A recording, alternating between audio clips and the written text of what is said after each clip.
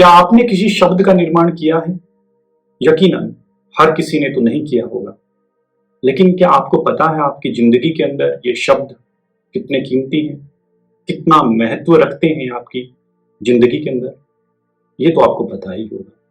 लेकिन क्या आपको पता है कि ये जो शब्द हैं, ये आपको किस तरीके से मैनिपुलेट करते हैं?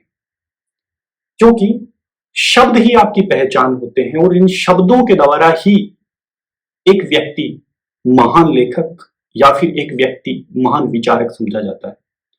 लेकिन दोस्तों, एक विचारक हैं जोक डेरिडा, ये कहते हैं कि शब्दों की व्याख्याओं के द्वारा, यानी कि व्याख्या शब्दों के द्वारा होती है और इन शब्दों की व्याख्याओं को इतनी बार दोहराया जाता है कि हम वो सच मानने लग जाते हैं। और यही इसी जो सिद्धांत को वो डिकंस्ट्रक्शन थियरी कहते हैं।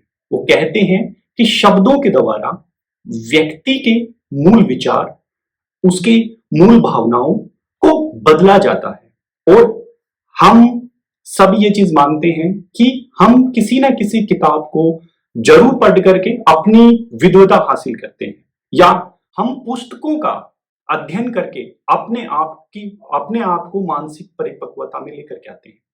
लेकिन ये जो मानसिक परिपक्वता है ये आपकी नहीं है, ऐसा जो डेरिडा मानते हैं।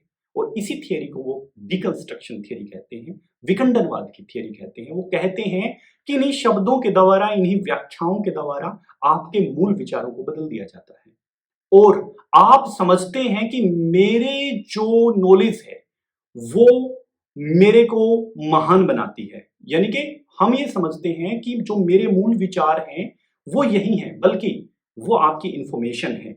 इसलिए जोक डेरिडा कहते हैं कि ये जो व्याख्याएं हैं जिनको आपने रट लिया है और आप अपने आप को विद्वान होने की या फिर अपने आप की विद्वता की आप जो एक साख है जो दिखाना चाहते हैं वो आप हासिल नहीं कर पाते या हासिल कर लेते हैं। तो इस थियरी को, डिकंस्ट्रक्शन थियरी को वो इंप्लीमेंट करते हैं सोसाइटी के ऊपर और कहते हैं कि व्यक्ति की जो मूल भावनाएं हैं, मूल विचार हैं, उनको बदला जाता है। किनके द्वारा? शब्दों के द्वारा, व्याख्याओं के द्वारा, किताबों के द्वारा। और इसलिए वो कहते हैं कि संसार एक पुस्तक की भांति है और इस पुस्तक को हर कोई व्यक्ति अपने अपने तरीके से इंटरप्रेट करता है और फिर से लिखता है, उन्हीं शब्दों के द्वारा व्याख्या करता है, उन्हीं शब्दों के द्वारा। लेकिन सबकी व्याख्याएं जो है वो अलग अलग होती हैं। इसी को हम सच मानने लग जाते हैं। लेकिन सच तो इस दुनिया के अंदर एग्जिस्ट करता ही नहीं है। ऐसा मैं नहीं, ऐसा माइकल फूको मानते हैं, जो पावर एंड नॉलेज की थियरी देते हैं। और वो कहते हैं कि शक्ति ही ज्ञान है और ज्ञान ही शक्ति है।